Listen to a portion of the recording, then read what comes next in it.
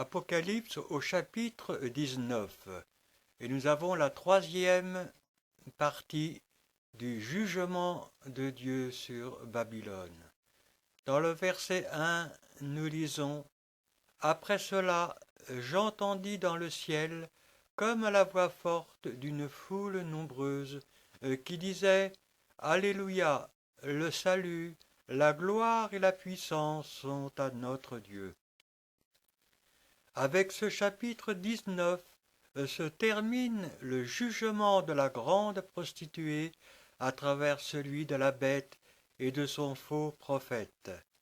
Si, dans le chapitre 17, l'Esprit nous montrait que Dieu dominait le cheminement politique de la grande ville et que le résultat de ce cheminement amenait à une condamnation, si dans le chapitre 18, c'était son âme ou son sang, c'est-à-dire ce qui lui donne la vie, qui était jugé, et en tout premier le commerce, dans ce chapitre 19, c'est son esprit ou son entité spirituelle que Dieu juge et condamne à travers la bête et son faux prophète.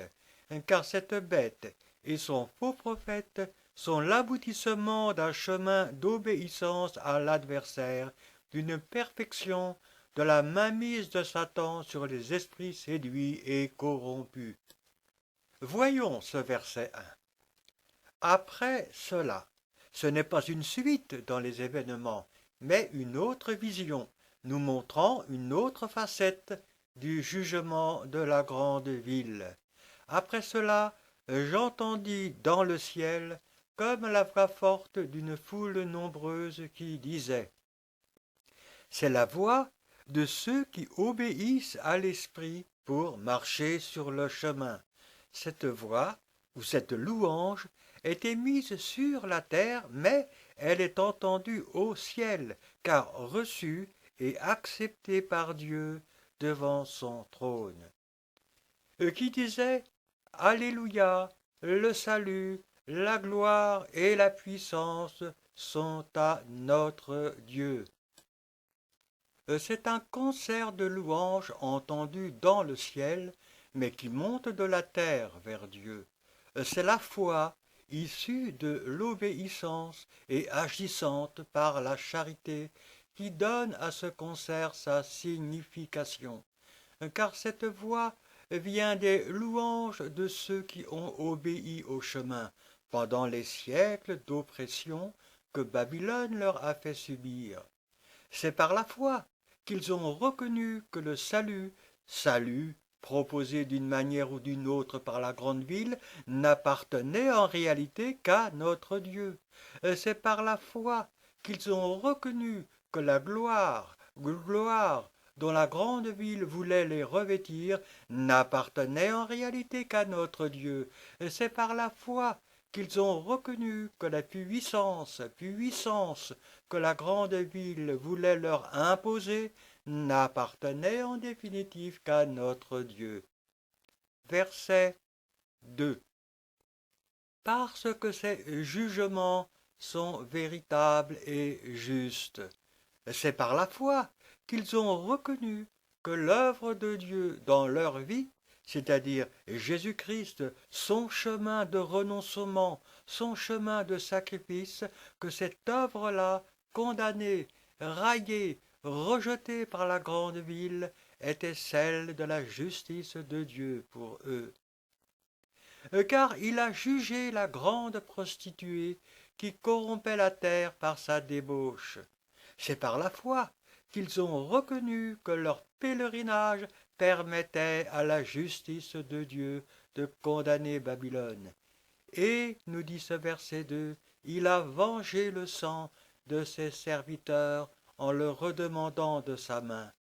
C'est par la foi qu'ils ont reconnu que l'œuvre de vengeance n'appartenait qu'à la justice de Dieu, selon qu'il est écrit « Ne vous vengez pas vous-même, bien-aimés. » Car cette œuvre de vengeance, l'adversaire cherchait par la réaction à en revêtir les enfants de Dieu.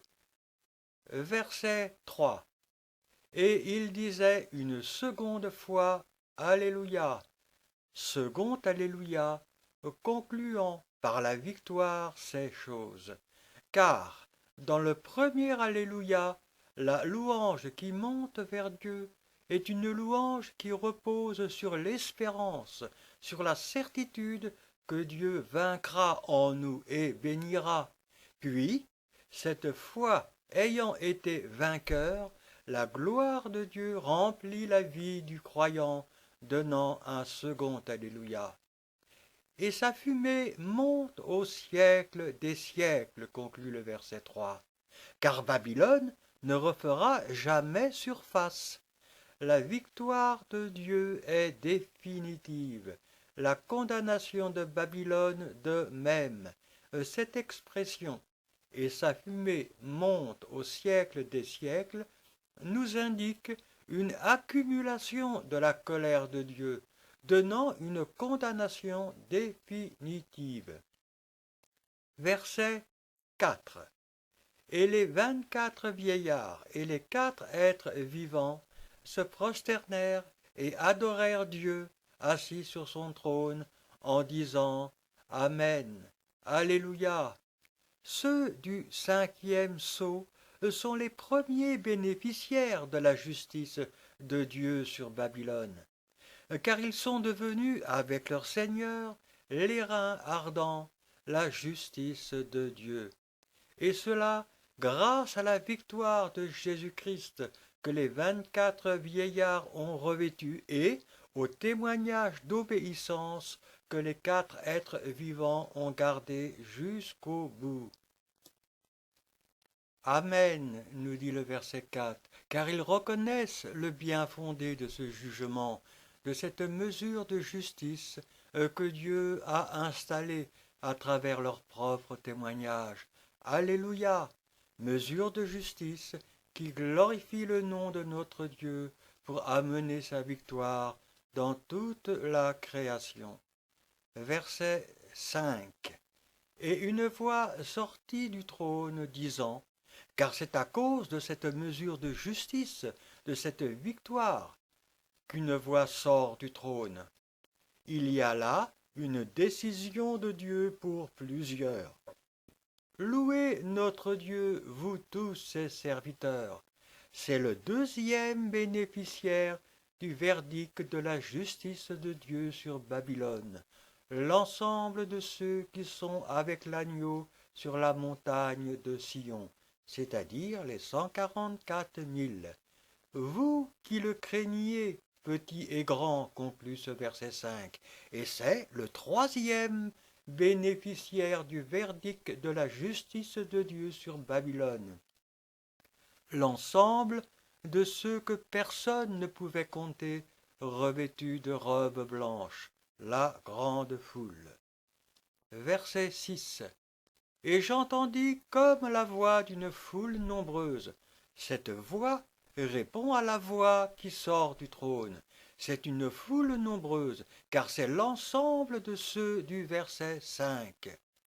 Comme un bruit de grosses eaux, car ils ont apporté un témoignage puissant d'obéissance à l'Esprit, et comme un bruit de forts coups de tonnerre, témoignage puissant passant à travers leur corps donné, leur corps soumis à l'obéissance au chemin.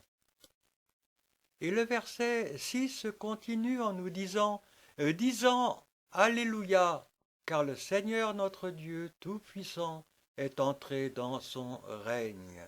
Cette foule reconnaît la gloire de Dieu, sa puissance, son œuvre de victoire que le Saint-Esprit a installée dans leur vie et pour laquelle ils ont participé selon leur mesure, ce qui leur a permis d'entrer dans le règne de Dieu pour devenir citoyens d'un monde nouveau. Verset 7. Réjouissons-nous, soyons dans l'allégresse et donnons-lui gloire. Comme pour le verset 1, c'est ici un chemin de foi. Elle est appelée à se réjouir, cette grande foule, à être dans l'allégresse à cause du sacrifice. Cependant, parce qu'elle marche par la foi, c'est Dieu qui se réjouit en elle, qui installe sa gloire en elle, qui voit ces choses en elle, et ceci malgré l'incompréhension qui a pu être la sienne, ou malgré la tristesse que la grande tribulation a pu lui verser dans le cours de son pèlerinage. Car les noces, continue ce verset 7, car les noces de l'agneau sont venues et son épouse s'est préparée. Car cette foule nombreuse a été rachetée par la grâce de Dieu. Grâce de Dieu passant à travers le sacrifice installé dans le corps, le sacrifice arrivé à son terme avec l'enlèvement du petit troupeau. Son épouse s'est préparée. Le corps, l'épouse de Christ, devenue un seul avec son Seigneur. Elle s'est préparée. Elle a revêtu pendant les siècles de sa marche les attributs de Christ, afin d'être conforme aux décisions de celui qui est assis sur le trône. Verset 8. Et il lui a été donné de se revêtir d'un fin lin éclatant et pur, car le fin lin, ce sont les œuvres justes des saints.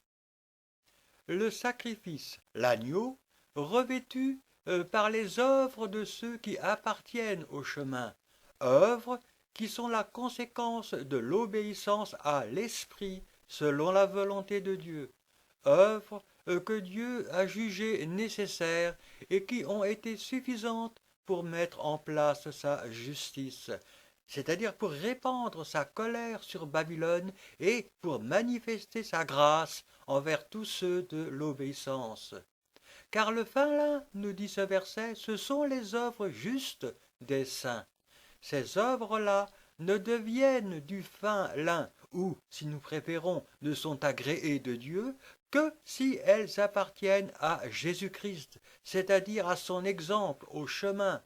Dieu donne nos œuvres justes à Jésus-Christ, au sacrifice, afin de l'en revêtir. Elles deviennent alors les œuvres de Jésus-Christ.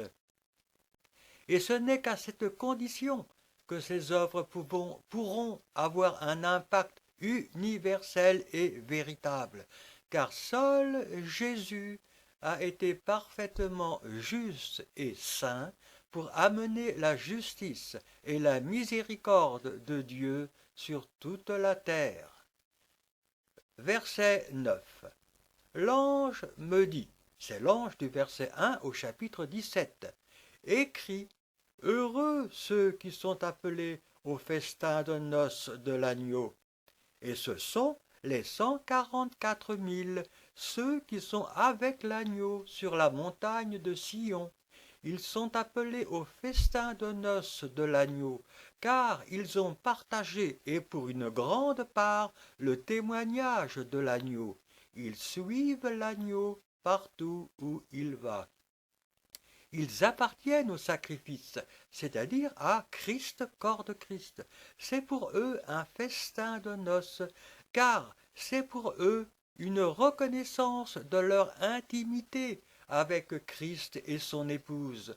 C'est un partage, une communion avec la gloire de Christ, corps de Christ. Le verset 9 se continue en nous disant « Puis il me dit ». Ces paroles sont les véritables paroles de Dieu. C'est à cause de nous que l'ange insiste sur l'authenticité de ces paroles. Toute cette révélation, l'Apocalypse, ne vient que de Dieu. Elle ne vient pas d'un désir ou d'une inspiration humaine ou d'un orgueil humain. Elle ne doit pas être comprise comme si elle avait été écrite pour rassurer ou faire patienter les chrétiens de la première époque, car c'est Dieu lui-même qui par son esprit parle. Il achève dans cette révélation la connaissance donnée dans le reste de sa parole. Témoignage connaissance qu'il a jugée suffisante pour la vie de l'homme qui marche avec lui, en répétant que cette connaissance n'est donnée, c'est-à-dire comprise par l'homme, que dans la mesure d'une obéissance. Connaissance, doctrine chrétienne qui est restée bien souvent limitée par le sectarisme ou par les déviations humaines. Connaissance que Dieu tient cachée pour une certaine part en raison de sa sagesse pour nous, car Dieu ne révèle ou ne complète sa révélation que lorsque le temps arrive, et ceci, que ce soit pour le chrétien dans le cadre de sa vie et de ses expériences avec Dieu, ou que ce soit dans le cadre de la marche de l'ensemble des églises, afin que Dieu soit trouvé juste et vrai, et que sa gloire éclate, selon qu'il est écrit, que Dieu, au contraire, soit reconnu pour vrai et tout homme pour menteur. On arrive au verset 10. Je tombais à ses pieds, nous dit ce verset 10, pour l'adorer, mais il me dit, garde-toi de le faire. Et s'il y a eu faute de la part de Jean, saisi par l'Esprit, cela ne doit pas lui en être reproché, car Dieu a permis qu'il ait eu ce comportement dans la vision, et cela afin de nous instruire. Et c'est ici, dans cette instruction, pour nous montrer l'extrême importance de l'adoration pour Dieu et pour Dieu seul. Car l'homme est sans cesse attiré par la facilité d'une foi, mais d'une foi religieuse. Il a tendance à croire et à adorer à travers quelque chose qu'il voit, en justifiant cette foi ou cette adoration d'une manière ou d'une autre. Il veut vivre sa vie chrétienne en s'appuyant ou en se donnant à un maître ou à un clocher, ce qui limite ou empêche totalement l'action de l'esprit dans sa vie. Cette attitude d'idolâtrie appartient au chemin de l'adversaire, à l'orgueil accapareur, et conduit l'homme dans l'aveuglement, dans l'impossibilité de vivre et comprendre la parole de Dieu de lui-même, c'est-à-dire dans l'impossibilité de se laisser enseigner par Dieu. Je suis ton compagnon, nous dit l'ange, je suis ton compagnon de service et celui de tes frères qui ont le témoignage de Jésus. Cependant, tout homme de Dieu, aussi remarquable et vrai qu'il soit, s'il peut servir d'exemple, s'il peut conduire ses frères et les enseigner, il ne doit pas pour autant s'accaparer les âmes ou les corps de ceux dont il a la charge, et cela quelle que soit la mesure. Car tout témoignage, tout enseignement donné n'a pour but que de montrer aux chrétiens le chemin de Jésus-Christ et de les y conduire, afin que ces derniers adorent Dieu et Dieu seul.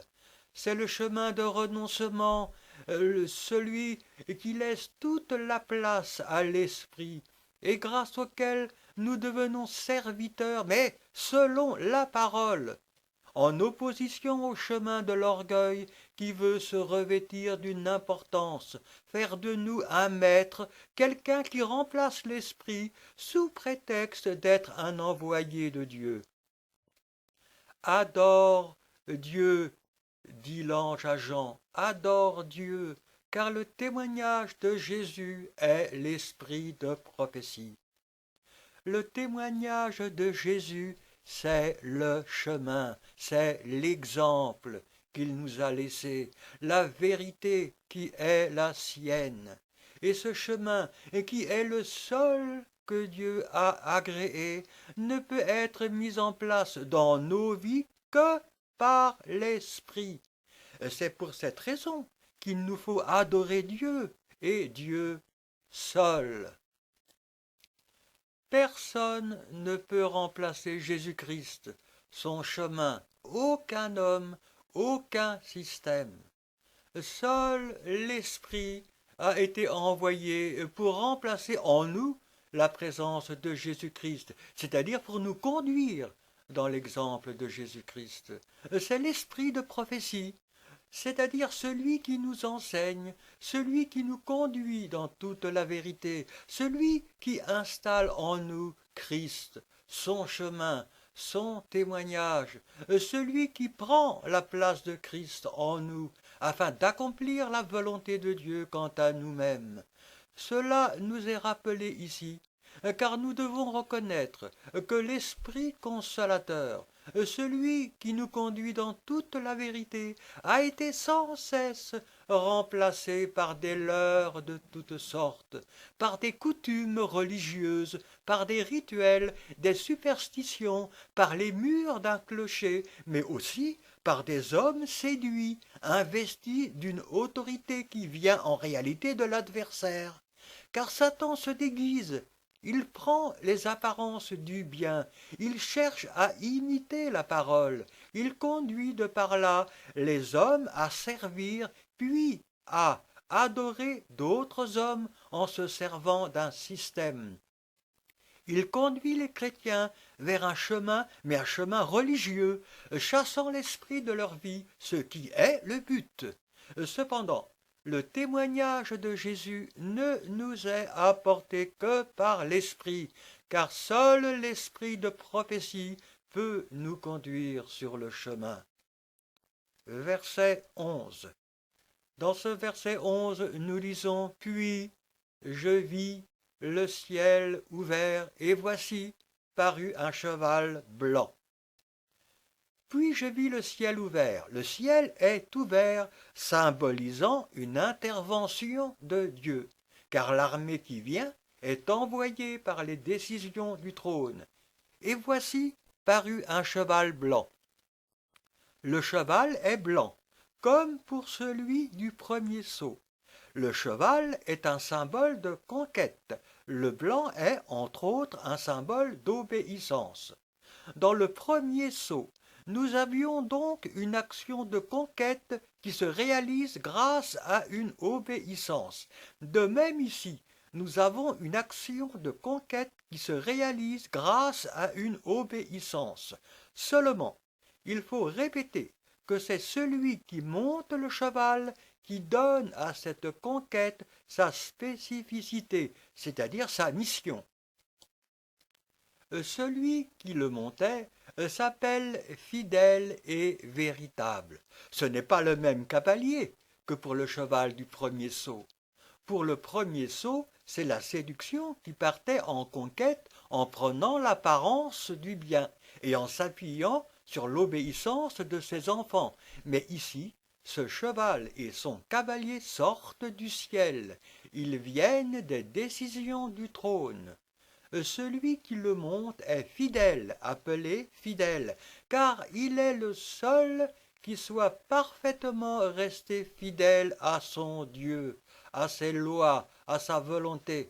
Et il est véritable, appelé véritable, car c'est avec sa mesure et à travers son chemin que seront jugés les hommes. Nous avons l'introduction de Philadelphie. Et, termine ce verset 11, il juge et combat avec justice. Car il mènera la guerre avec une mesure de justice parfaite. Pas de pardon, si ce pardon n'est pas en conformité avec la justice de Dieu. Pas de condamnation, si cette condamnation a été effacée à cause de l'obéissance au chemin. À travers le fidèle et le véritable, les lois de Dieu seront respectées sans aucune possibilité de cas particulier, car il est impossible que Dieu varie, qu'il se contredise lui-même. Si notre Dieu, dans sa grâce, conduit certains à la miséricorde, c'est nécessairement en les menant sur le chemin de Jésus-Christ, dans son exemple, quelle que soit la demeure auquel ils appartiennent. Mais si Dieu, dans sa colère, endurcit certains, c'est nécessairement en les éloignant de l'obéissance au chemin de Jésus-Christ. Cependant, Dieu n'éloigne pas, mais il ferme la porte ou il n'insiste pas, et cela par rapport à son omniscience, selon qu'il est écrit. Ainsi, il fait miséricorde à qui il fait miséricorde, et il endurcit qui il veut endurcir. Verset 12.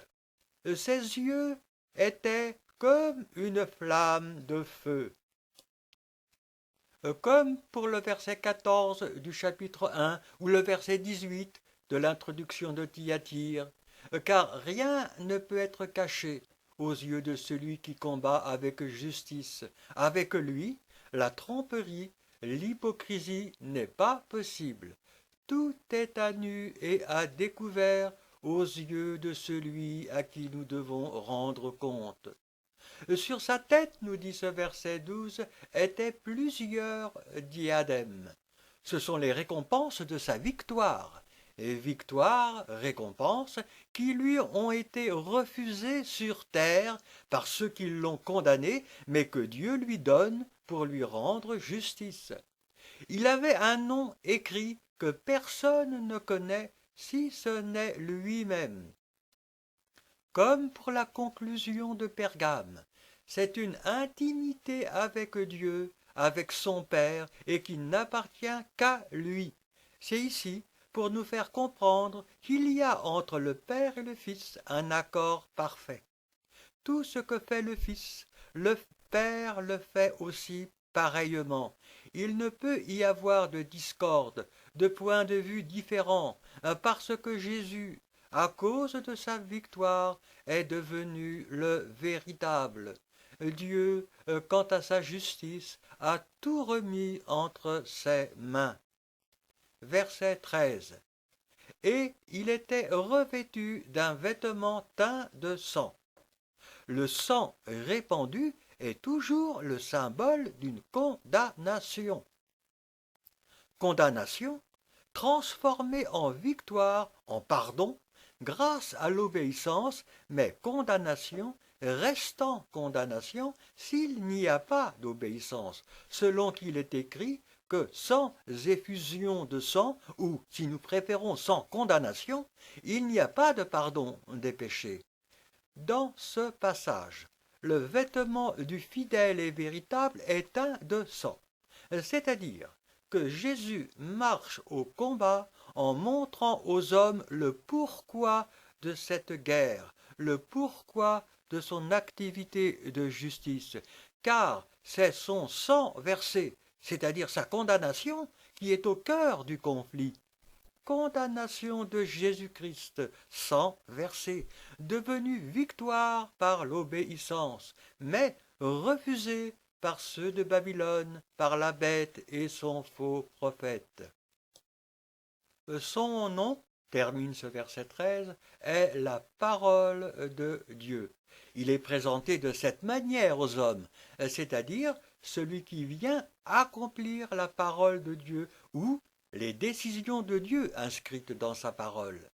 Verset 14. Les armées qui sont dans le ciel le suivaient sur des chevaux blancs revêtus d'un fin lin blanc pur. De même que dans les chapitres 17 et 18. C'est ici aussi un cheminement qui arrive à un aboutissement.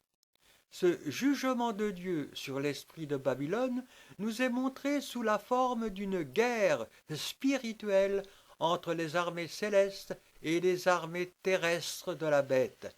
Mais il est évident qu'il ne faut pas y voir ici une armée d'anges visible des hommes faire la guerre à une armée conventionnelle. Les armées célestes ne sont visibles que par ceux à qui Dieu ouvre les yeux, à l'exemple d'Élisée et de son serviteur. Ces armées, qui sont dans le ciel, représentent tous ceux qui, sur la terre, marchent avec Dieu dans une vie d'obéissance. Ces armées sont dans le ciel, car c'est le regard et la logique de Dieu qui nous voit assis à sa droite. Les coups de cette armée que cette armée donne sont les œuvres justes des saints, c'est-à-dire le fin lin, et ces coups donnés terrassent l'ennemi plus sûrement que toute autre chose. Chaque fois qu'une œuvre juste est accomplie, obéissance selon la volonté de Dieu, l'ennemi recule, car son accusation ne tient plus. Ces œuvres justes ne peuvent venir que d'une obéissance à l'Esprit en nous. Et répétons que l'Esprit ne nous apporte que ce qui appartient à Jésus-Christ.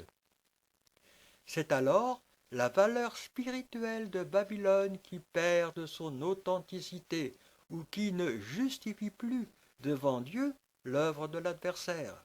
Et lorsque la mesure des œuvres justes sera pleine, Dieu pourra accomplir son travail de justice en ce qui concerne le dragon, la bête et son faux prophète, en restant lui-même parfaitement vrai, parfaitement fidèle à ses lois. Mais il faut se rappeler encore ici que les œuvres de Jésus-Christ ont été pleinement suffisantes pour amener la victoire, pour condamner le corps, l'âme et l'esprit de Babylone.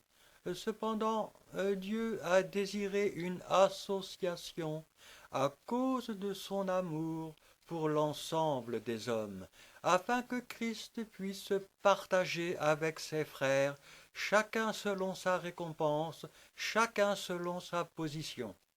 Et dans cette association, les œuvres justes qui sont accomplies par ceux de l'armée ne peuvent être acceptées de Dieu que parce qu'elles sont vues par lui comme étant celles de Jésus-Christ, accomplies par Christ, celui qui marche à la tête de l'armée.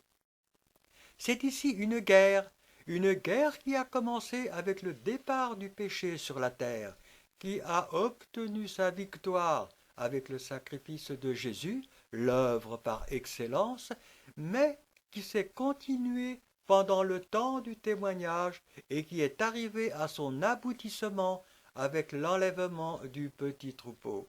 Cependant, Dieu a laissé l'esprit de Babylone se déployer pendant l'heure de la dernière bête. Il a laissé le péché aller jusqu'à son terme, et cela à cause de sa justice, afin qu'il soit évident pour tous que l'œuvre de l'homme séduit, l'œuvre de Babylone, à travers son corps, son âme et son esprit, que cette œuvre-là est une œuvre de néant, et que l'adversaire n'apporte derrière sa volonté que la ruine, la corruption, la mort.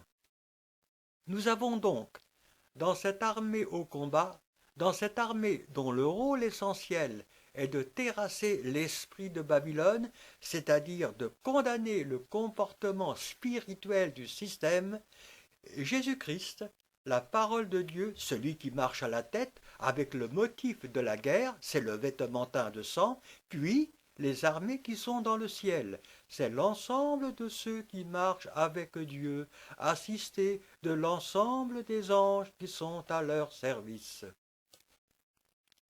Ils sont dans le ciel, car cette guerre se fait devant le trône de Dieu. Ils sont sur des chevaux blancs, car c'est une conquête du terrain de l'adversaire, mais conquête qui se fait avec l'obéissance. Revêtus d'un fin lin blanc, car ce sont les œuvres justes des saints, œuvres agréées de Dieu, qui seules peuvent terrasser l'adversaire. Mais redisons ici, à cause du parallèle avec le cheval blanc du premier sceau, que c'est le cavalier qui donne à l'ensemble de l'œuvre sa spécificité. Cela est important de le comprendre, en raison de l'imitation. Si, dans le premier sceau, le cheval est blanc, c'est aussi à cause de l'obéissance, car la conquête, ou le cheval, obéit au cavalier, donnant une apparence de bien quant à l'œuvre. Mais, dans cette armée du chapitre 19, l'obéissance, la conquête par l'obéissance, est donnée aux œuvres justes des saints, œuvres amenées en eux par l'Esprit. Il y a par conséquent une œuvre totalement différente, et cela à cause du cavalier. Verset 15. De sa bouche sortait une épée aiguë.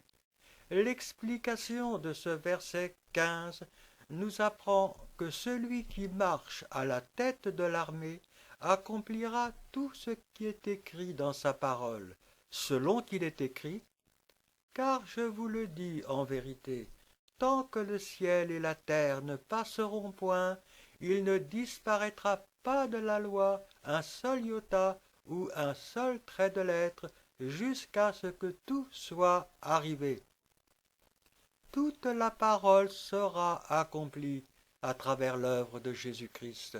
Et l'œuvre de Jésus-Christ, c'est l'œuvre de l'ensemble de l'armée qui marche au combat, son Seigneur à sa tête. De sa bouche sortait une épée aiguë, nous dit le verset 15, et ensuite pour frapper les nations. Œuvre de Jésus-Christ, parole de Dieu, qui s'adresse à tout homme, à toute femme, de toutes les nations, sans qu'il puisse y avoir de laissé pour compte.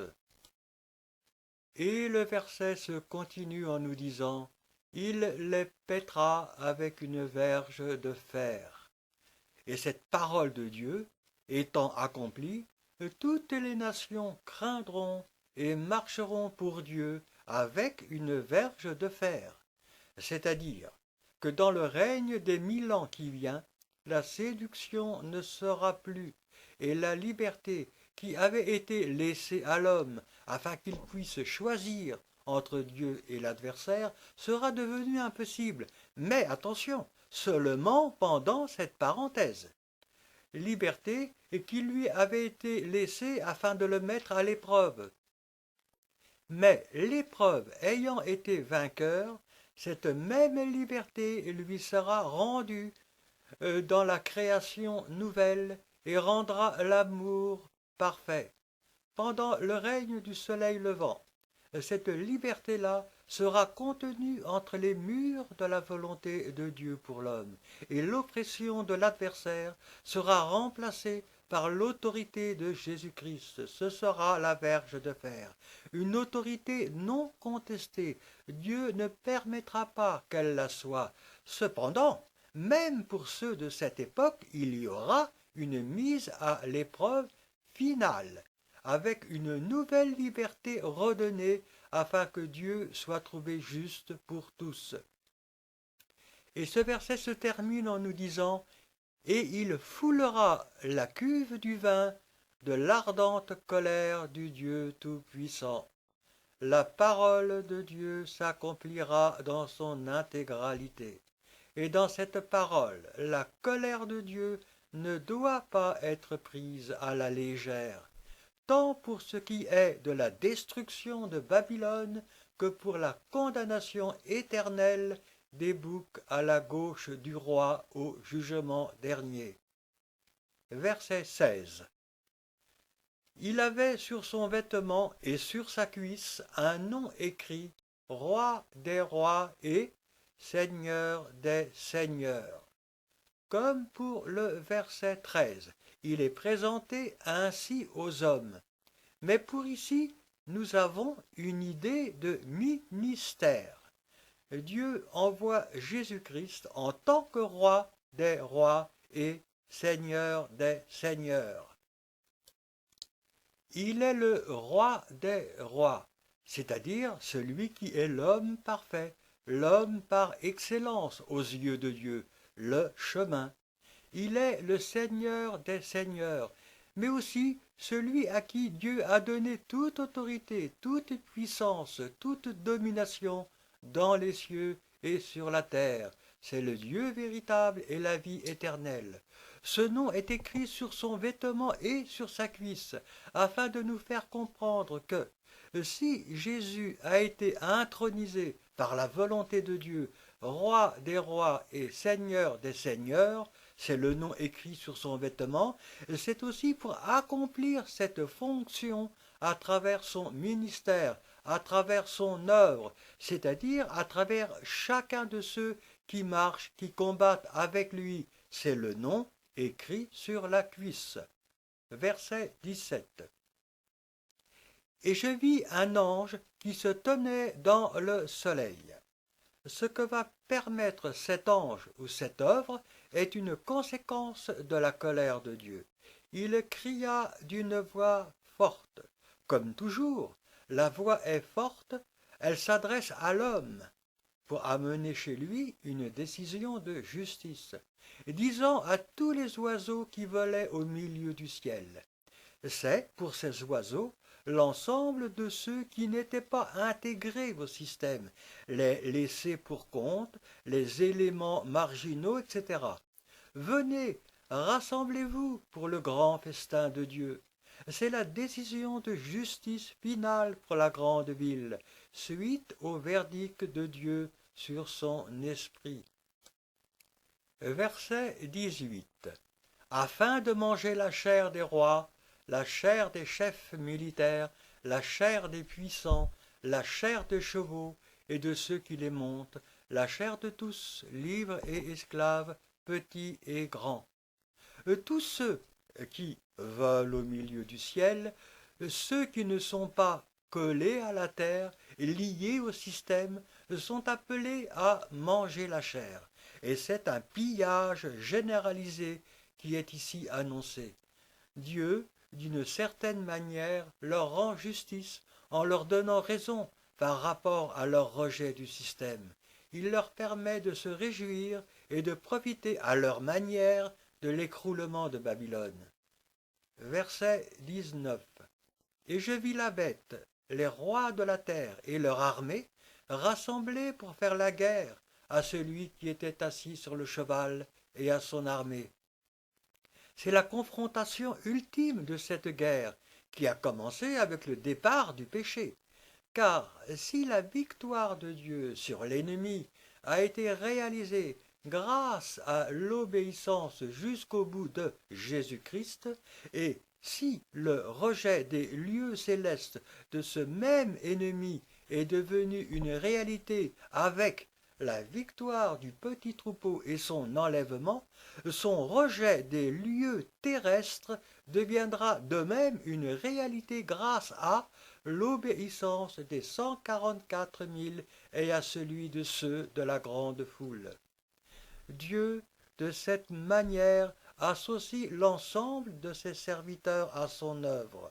C'est donc ici une bataille finale ou une action, fin d'un cheminement de guerre. Cette action finale est à mettre en parallèle avec la colère de Dieu dans les coupes. Avec, bien sûr, les conséquences de la 6e coupe amenant la fin, c'est-à-dire la 7e. Verset 20. Et la bête fut prise, et avec elle le faux prophète, qui avait fait devant elle les prodiges par lesquels il avait séduit ceux qui avaient pris la marque de la bête et adoré son image. Ils furent tous les deux jetés vivants dans l'étang ardent de feu et de soufre. La bête et le faux prophète sont pris et jetés vivants dans les temps de feu et de soufre. Mais il ne faut pas y voir ici un homme, et encore moins deux, faits prisonniers puis jetés dans les temps. C'est ici aussi l'aboutissement d'un cheminement. Ce sont toutes les bêtes avec leurs faux prophètes qui se sont succédés à travers les siècles et qui ont, dans leur évolution, installé la dernière bête et son faux prophète. Et grâce à cette mainmise ultime de Satan sur l'homme, grâce au système dans son entier, l'homme, obéissant à la séduction, est devenu l'homme du péché, l'adversaire, celui qui s'élève au-dessus de tout ce qu'on appelle Dieu ou de ce qu'on adore. Aboutissement d'un chemin de révolte et de péché qui ne pouvait atteindre sa perfection qu'après l'enlèvement du petit troupeau. Pour cela, Satan a mis en place un système en se servant d'hommes choisis sur lesquels il a fait reposer son esprit, à qui il a donné une mesure de son intelligence. Ces hommes-là sont devenus les hommes du péché, des exemples à travers desquels l'humanité devient l'homme du péché, et ceci en imitant à sa manière l'œuvre de Dieu. C'est donc ici l'ensemble des bêtes devenues la bête, l'ensemble des fausses doctrines devenues le faux prophète, ensemble grâce auxquels l'humanité a été séduite, car ils ont pris la marque, ils ont adoré l'image. Et c'est cet ensemble qui est jeté vivant dans l'étang ardent de feu et de soufre, et ceci à cause du ministère de la parole de Dieu, celui qui est assis sur le cheval, mais aussi à cause de ceux qui le suivent, c'est-à-dire à cause de leurs vêtements, le fin lin blanc pur.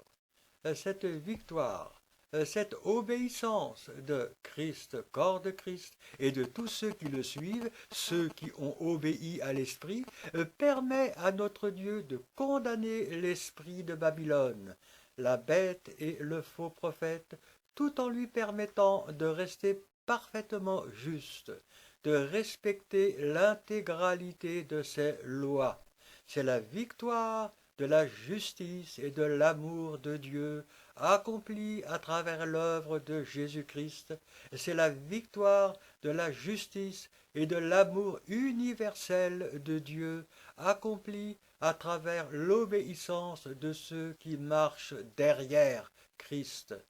L'ensemble de cette bête et de son faux prophète est jeté vivant, c'est-à-dire que Dieu condamne et détruit le système alors que celui-ci est en pleine activité, il est vivant. Évidemment, il faut comprendre cette condamnation en la mettant en parallèle avec le chapitre 17 et surtout 18. L'étang ardent de feu et de soufre étant le symbole d'une condamnation permanente, condamnation de l'esprit notifiée ici, car le regard de Dieu met en parallèle l'esprit de Babylone avec l'esprit de ceux qui se sont identifiés avec la bête et le faux prophète. Dernier verset, verset 21 de ce chapitre 19. Et les autres furent tués par l'épée qui sortait de la bouche de celui qui était assis sur le cheval. C'est l'accomplissement de la parole de Dieu. Quant à sa colère envers tous, c'est la condamnation de tous ceux qui ont profité du système. Et tous les oiseaux se rassasièrent de leur chair. Notre Dieu permet. C'est pour l'ensemble de ce verset une situation de pillage, d'anarchie, de bouleversement, de catastrophe, jusqu'à l'arrivée en gloire du Seigneur. Et c'est la fin du chapitre 19.